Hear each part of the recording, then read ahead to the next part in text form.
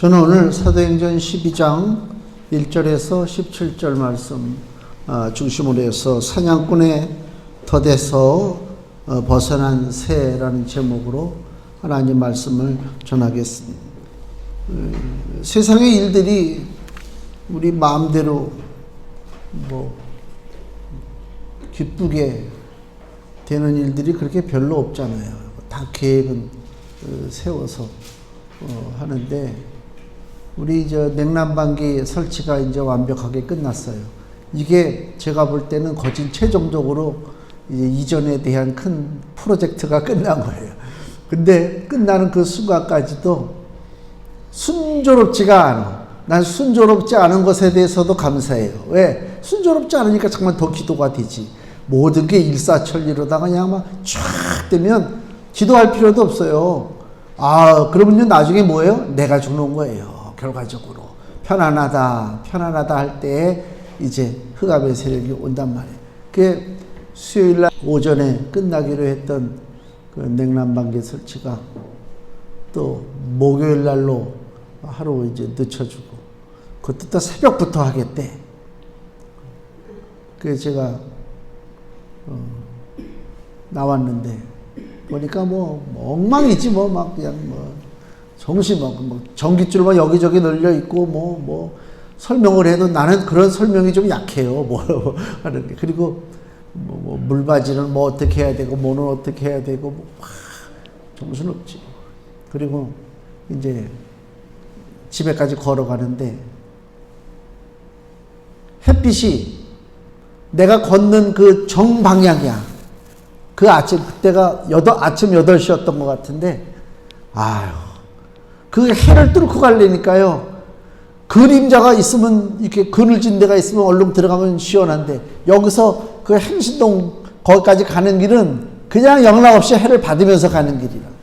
야, 진짜 대단하죠. 우리가 원튼 원치 않든 간에 그늘이 필요할 때 그늘이 없고 햇볕이 쨍쨍 내리칠 때가 많잖아요. 근데 그때도 어떻게 해야 되느냐? 그때도 감사해야 되겠더라고. 하나님께서 그걸 원하시는 거예요. 기뻐하고 감사하는 거예요. 그러니까 짜증낼 만한 일들이, 속상할 만한 일들이 우리 삶 속에 너무 많아요. 너무 자주 일어나요. 국가적으로 봤을 때도 어저께도 풍선 날라왔다며. 우리가 이런 데 살고 있단 말이에요. 우리랑 맞서고 있는 존재가 어떤 존재인지를 깨달아야 돼요. 사람들이 환상에 젖었어요. 지금은 그런 말이 좀 쏙 들어갔는데 한동안에는 우리 민족끼리 이런 말이 나왔어요. 우리 민족끼리 잘해보자. 그래, 우리 민족이 지금 어떻게 하고 있는데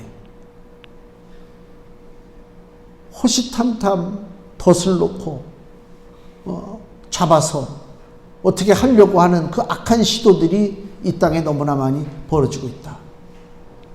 정신 바짝 차리지 않으면 안 되는 거예요. 오늘 그래서 저도 제목이 사냥꾼의 덫에서 벗어난 새다. 사냥꾼의 덫이 있단 말이에요. 올무, 사냥꾼의 올무. 왜 새가 거기에 올무에 걸려요? 덫에? 덫인 줄 모르니까 걸리지. 거기에 먹을 것이 떨어져 있고 환경이 좋으니까 안심하고 글로 들어간단 말이에요. 근데 그것이 지옥이요. 우리 인생도 마찬가지요. 눈으로 보암직도 하고 먹음직도 하고 지혜롭게 할 만큼 그렇게 탐스러운 과일이지만 그것을 손을 대는 순간 문제가 생기는 거라고. 여기 사도행전에 보면요. 사도행전 11장 19절을 한번 보세요. 여기 보면 스데반의 일로 일어난 환란을 인하여 흩어졌다. 스데반 집사님이 순교했잖아요. 돌에 맞아 돌아가시고 교회에 환란이 오고 성도들이 흩어지고 그 흩어진 사람들이 어떻게 했어요? 흩어져서 복음을 이방 사람들, 헬라 사람들에게 복음을 전달했잖아요. 11장 20절. 그 중에 구브로와 구레네 몇 사람이 안디옥에 이르러 헬라인에게도 말하여 주 예수를 전파했다. 핍박받는데 핍박 때문에 주눅들지 않고 성도들이 흩어져서 복음을 전했어요. 선교했단 말이에요. 그리고 그 뒤로 가보면요.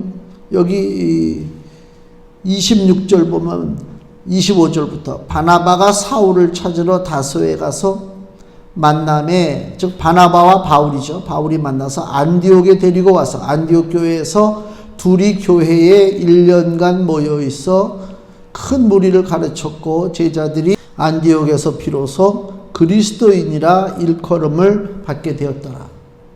잘 보세요. 핍박이 왔어요. 7 집사님 중에 한 분인 스데반 집사님이 돌에 맞아 세상을 떠났어요. 비극적인 사건이란 말이에요. 그리고 성도들은 다 자기 삶의 터전에서 도망쳤어요.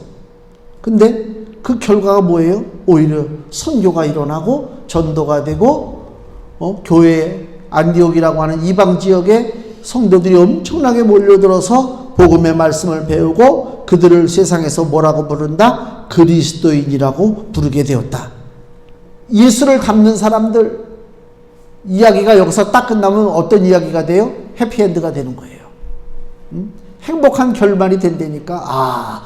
그렇게 스데반 집사님이 순교하고 교회가 환난과 핍박을 당하고 성도들이 흩어졌지만 결과적으로는 더 선교가 이루어지고 교회에서 그리스도인이라 칭함을 받게 되는 그 놀라운 역사가 나타났다. 이 해피엔드로 끝나잖아요. 근데 해피엔드로 끝나지 않습니다.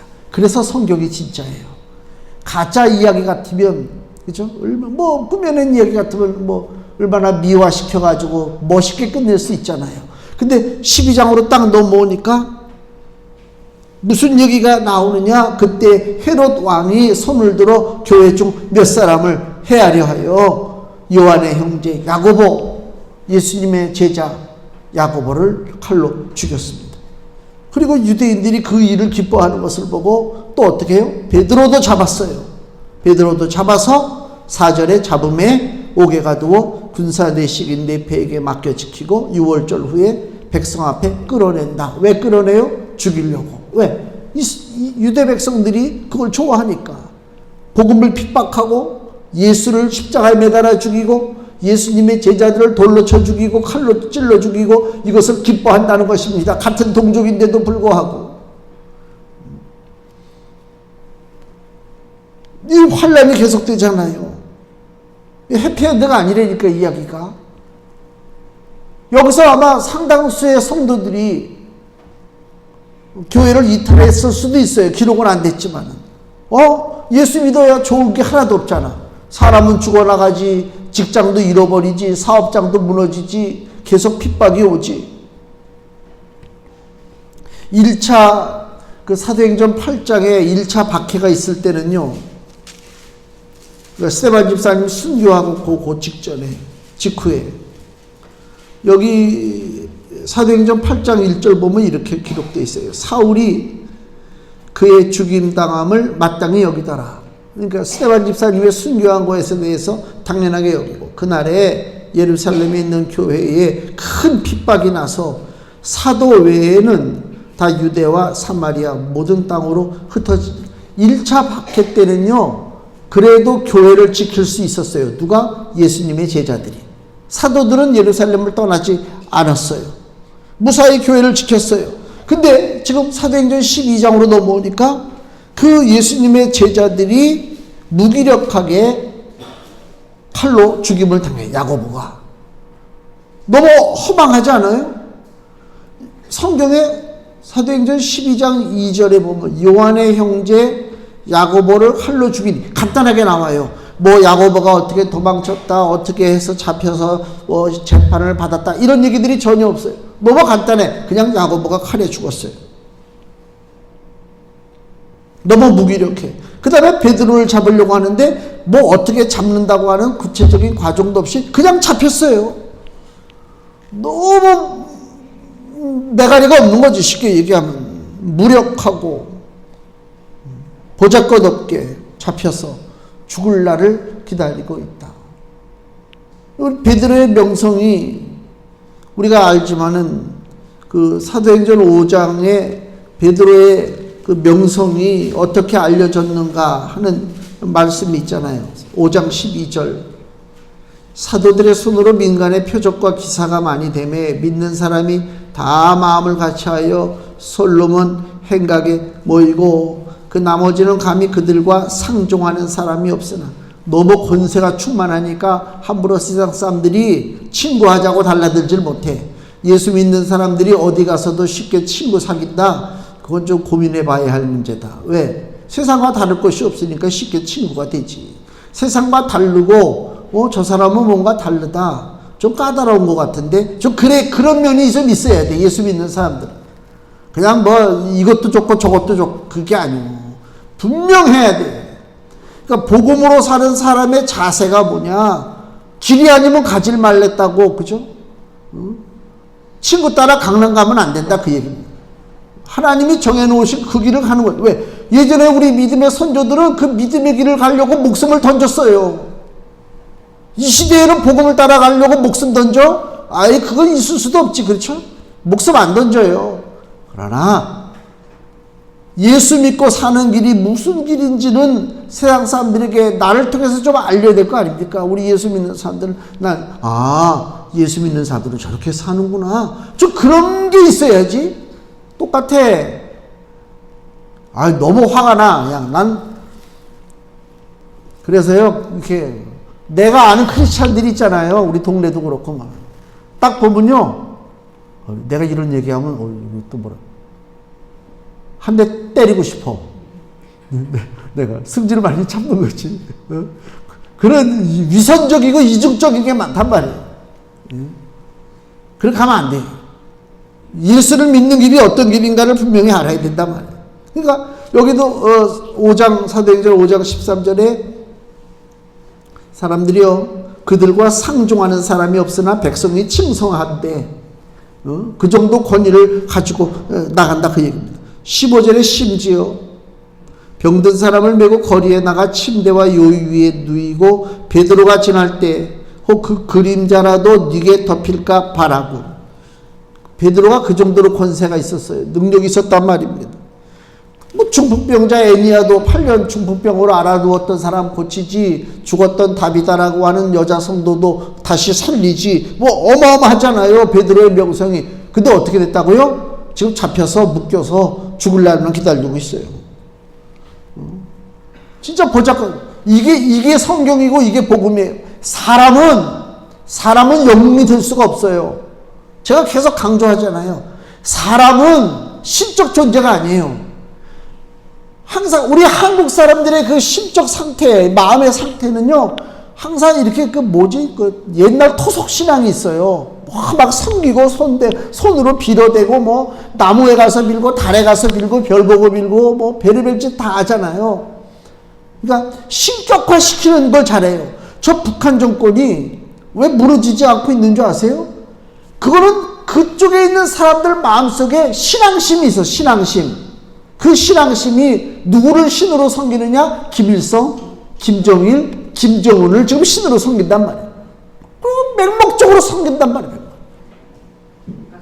아니, 남쪽 같은 한반도에 사는 한민족인데 남쪽에 사는 사람들은 수틀리면 데모해. 여기는 수틀리면 데모해요. 요즘 의사까지 나가서 데모하잖아요. 그다음 좀 이제 간호사들 데모할 것 같은데 다 데모한다니까. 저 북쪽 사람들은 데모를 안 해. 물론 잔인하게 죽이고 탄압하는 것도 있지만 어려서부터 쇠뇌를 당한대요. 쇠뇌 당하니까 진짜 그분이 태양이야. 민족의 영웅이야. 이 잘못된 것이요. 북한에서는 그렇게 나타나는데 한국에서는 어떻게 나타나는 줄 아세요? 종교를 통해서 나타나요. 종교를 통해서. 그래서 이단들이 많아요. 자기네 교주가 최고야. 자기네 교회 목사가 최고야. 아니요. 베드로가 그렇게 놀라운 능력을 행했어도 베드로의 실체를 보시면 어떻다고요? 잡혀서 묶여있는 상태란 말이에요. 새가 사냥꾼의 덫에 지금 묶여있는 상태가 베드로다. 무슨 능력이 있어요? 새가 지금 붙잡혀 있단 말이에요. 저기 올무에 붙잡혀 있어요. 그 새를 보고 저 능력 있다. 야 존경할 만. 그러겠습니까? 아니요. 사람은 보잘것 없어요. 마치 다윗의 이야기하고 똑같아요. 다윗이 블레셋의 골리앗을 단숨에 쓰러뜨렸잖아요. 돌 하나 가지고. 달려오는 놈을 돌 하나 가지고 물맷돌 던져서 이마에다 그냥 딱 박아버리니까 나가 꼬꾸러지잖아. 그게 보니까 자기는 칼도 없어. 그래서 골리앗의 칼을 빼가지고 목을 쳐 죽였단 말이야. 이스라엘의 영웅이 됐단 말이야. 영웅이 나가는 전쟁마다, 다윗이 나가는 전쟁마다 승리함. 그래서 백성들이 찬양하기를 뭐예요? 사울왕은 천천히요, 다윗은 만만히로다. 블레셋 사람들을 그렇게 많이 죽인단 말이야. 민족의 영웅이 됐어요. 근데 다윗 앞에 놓인 게 뭐라고요? 사울왕의 질투. 사울이 죽이려고 하고 도망치는 거예요. 기껏 돌아온 게 뭐라고요? 핍박이요. 광야로 목숨 걸고 도망치는 신세. 어제의 영웅, 블레셋 전쟁의 그 영웅인 그 다윗이 지금 광야에 도망치는 신세가 되었다. 자기 목숨도 지키기 힘든 신세. 그 이야기가 뭐라고요? 해피엔드가 아니라니까. 다윗은 어떤 믿음으로 역경을 이기고 하나님 마음에 합한 자가 됐는가? 사도행전 13장 22절 말씀에 이렇게 기록됩니다. 패하시고 사울을 이제 왕에서 쫓아냈다 그 얘기입니다. 패하시고 다윗을 왕으로 세우시고 증거하여 가라사대 내가 이새의 아들 다윗을 만나니 내 마음에 합한 사람이라 내 뜻을 다 이루게 하리라 하시더니 하나님이 다윗을 가리켜 뭐라고 칭찬했어요? 내 마음에 합한 자라. 내 마음에 쏙 든다고 그랬어요. 도대체 다윗이 어떻게 했길래 하나님 마음에 쏙 들었을까? 요게 사냥꾼의 올무에서 벗어나는 길입니다. 다윗이 한 방법이 뭐냐 도대체. 다윗이 어떻게 했길래 하나님 마음에 이렇게 합해서 죽을 수밖에 없는 다윗이 비참하게 광야길에서 헤매다가 망할 수밖에 없는 다윗이 이스라엘의 위대한 왕이요 예수 그리스도 육신의 혈통의 조상이 되었는가? 다윗의 믿음이 어떤 것인가? 시편 124편을 한번 보세요. 시편 124편 구약성경 896페이지 시편 124편입니다. 여기를 읽어보면요. 자, 여기에 이제 강조점이 뭔가를 한번 잘 봐야 돼. 이스라엘은 이제 말하기를 여호와께서 우리 편에 계시지 아니하시고 사람들이 우리를 치러 일어날 때에 여호와께서 우리 편에 계시지 아니하셨다면 그때 저희의 노가 우리를 대하여 맹렬하여 우리를 산채로 삼켰을 것이며 그때 물이 우리를 엄몰하며 시내가 우리 영혼을 잠갔을 것이며 그때 넘치는 물이 우리 영혼을 잠갔을 것이라 할 것이로다. 우리를 저희 이에 주어 씹히지 않게 하신 여호와를 찬송할지로다. 여기까지 보면 다윗이 뭘 지금 얘기하냐면 이스라엘의 원수들이 너무 많잖아요. 주변에 민족과 국가들이 많단 말이에요. 그들이 이스라엘을 침공한단 말이에요. 침공하는데 이스라엘이 망했어요? 안 망했어요? 안 망했어요. 왜 안 망했어요? 여호와께서 우리 편이 되셨기 때문에 그런 거예요. 만약에 지금 여기 시편 124편 1절에 여호와께서 우리 편에 계시지 아니하시고 이런 말이 나오잖아요.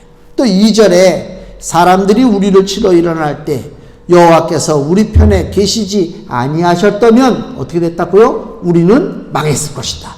우리는 산채로 3절에 산채로 삼켰을 것이다. 우리를. 근데 어떻다고요? 우리는 삼킴을 당하지 않았어요. 우리는 망하지 않았어요. 왜? 여호와가 우리 편인 줄 알고 나갔기 때문에 그렇다는 것입니다.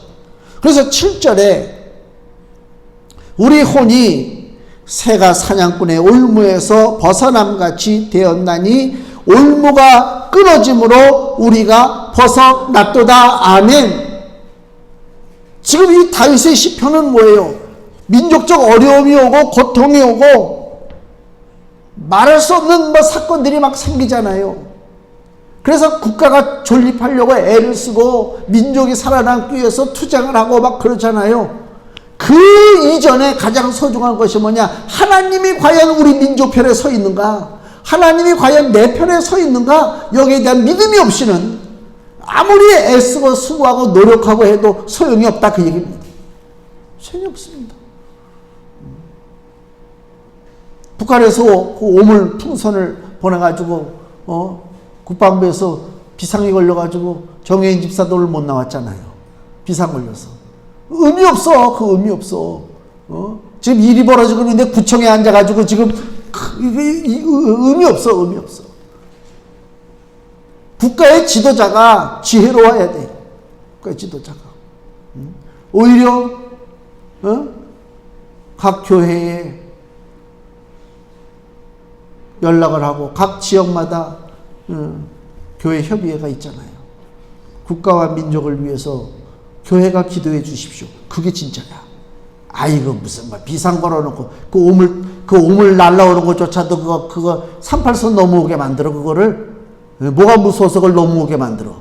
그까짓 거. 그 풍선도 꽤 크던데 총 잘 쏘는 사람도 많던데 다 터뜨려 버리지. 뭐가 무서워서 못 터뜨리고 떨어질 때까지 기다리고 있다가 사람들 들들볶아. 이런 바보들인다.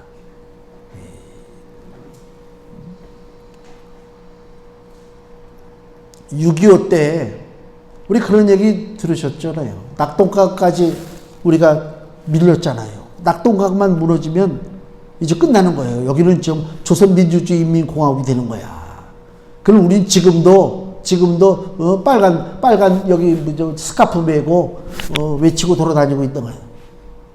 근데 그때에 낙동강 전투를 앞두고 이승만 대통령이 의회와 교회 지도자들, 정치 지도자들에게 뭘 요청한 줄 아세요? 기도할 것을 요청했습니다. 기도할 것을 요청했습니다. 그래서 기도했습니다. 결과는 다 나와 있잖아요.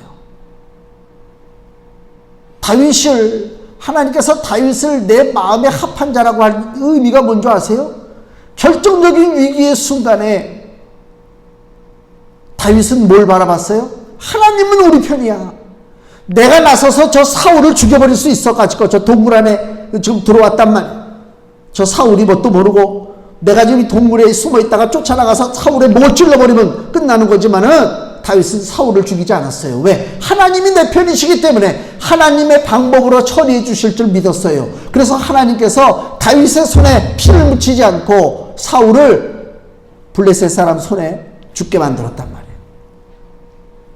대단한 믿음이. 우리 같으면 그러겠어요? 조급해가지고 내가 여기서 칼로 다 찔르면 끝나는 거야. 지금 저놈이 나를 일생을 괴롭히는데 내 마음대로 칼로 다 찔러버리면 끝나는 싸움인데 아니야.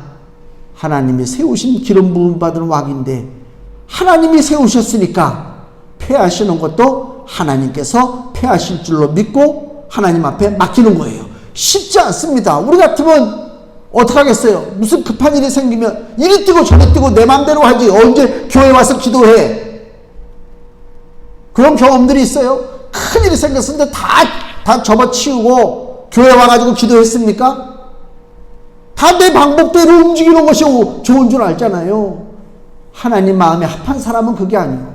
사냥꾼의 올무에서 벗어나는 새는 이리저리 뛰어다닐 수가 없어요. 뛰어다닌다 자체가 착각이야. 내가 이리 뛰고 저리 뛰고 누굴 만나고 해결할 수 있을 것 같아도 실상은 영적으로 봤을 때 이미 묶여있는 상태인데 여기저기 뛰어다니면 무슨 소용이 있어. 묶여있는데 그 묶임을 풀어줄 분이 누구라고요? 하나님인 줄 믿습니다. 하나님이 우리 편이라니까요. 그 다윗의 믿음, 새가 사냥꾼의 올무에서 벗어남같이 내 혼이 자유케 됐다라고 하는 그 다윗의 신앙 고백이 얼마나 멋진지를 몰라요.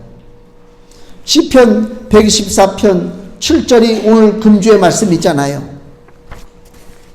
시편 124편 7절 같이 읽습니다. 우리 혼이 새가 사냥꾼의 올무에서 벗어남같이 되었나니 올무가 끊어짐으로 우리가 벗어났도다. 아멘. 이게 하나님의 뜻이란 말이에요. 베드로가 지금 묶여 있어요. 감옥에서. 군사들이 철저하게 지키잖아요. 사냥꾼의 덫에 걸렸단 말입니다. 복음을 회방하고 믿음의 사람을 묶으려고 하는 그 악한 사냥꾼의 시도는 지금도 있어요. 우리 삶 속에. 우리를 묶으려고 하는 게 너무 많다니까요. 그 영적 싸움을 해야 된단 말이에요. 육신의 강건함만 위해서 살 것이 아니라 영이 무너지면 육체는 아무것도 아닙니다. 사람 바보 되는 거예요. 저 한국 사회에 치매에 대한 문제가 심각해져요. 수명은 늘어났어요. 잘 먹어요. 약도 좋아요. 옛날이면 뭐 50세 넘기기도 힘들고 환갑이면은 이건 그 동네에 놀라운 일이야. 이거 환갑잔치 하잖아요. 지금은 환갑잔치 안 해요. 저도 안 했잖아요. 칠순잔치도 요새는 못해요. 눈치 보여서. 이 육체의 생명이 늘어났단 말이에요. 근데 문제는 뭐예요? 내 영, 내 혼, 이게 여전해. 이게 문제가 있단 말이에요. 그래서 문제가 생겼단 말이에요. 베드로전서 5장 8절에 너희 대적 마귀가 우는 사자같이 두루다니며 삼킬 자를 찾나니 그랬잖아요. 원수 마귀가 우는 사자같이. 왜? 사자가 왜 울어요? 배고프니까 울어. 그리고 삼킬 자를 찾아서 다니고 있단 말이에요. 양들이 자기 능력 가지고서는 우는 사자 그 손에서 벗어날 길이 없어요. 늘 두려워요. 밤에도 편한 잠을 못 자요. 그래서 누워서 편하게 못 잔다니까 양들이 자기네끼리 머리를 박아가지고 뭉쳐서 자는 거야. 양을 구원할 자가 누구냐 이게. 양을 구원할 자가. 다윗의 경험을 보세요. 사무엘상 17장.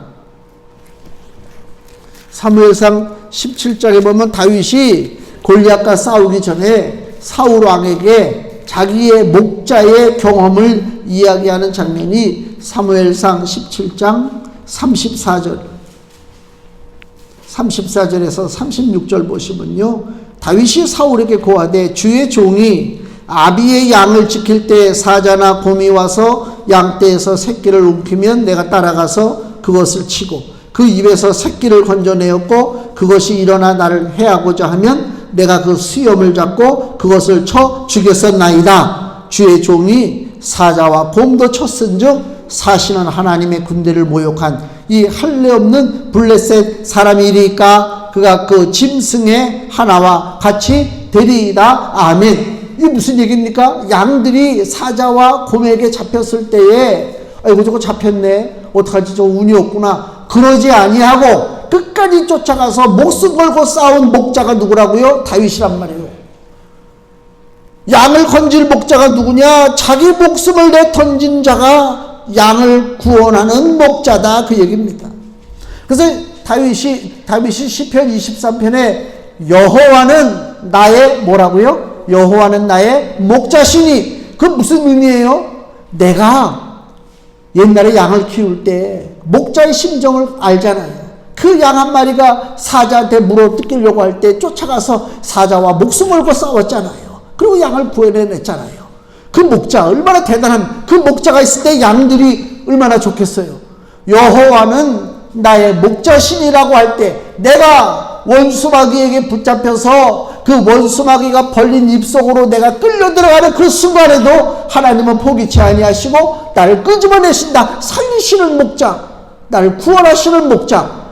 다윗이 그 찬양을 하는 거예요. 얼마나 감사한지 몰라요.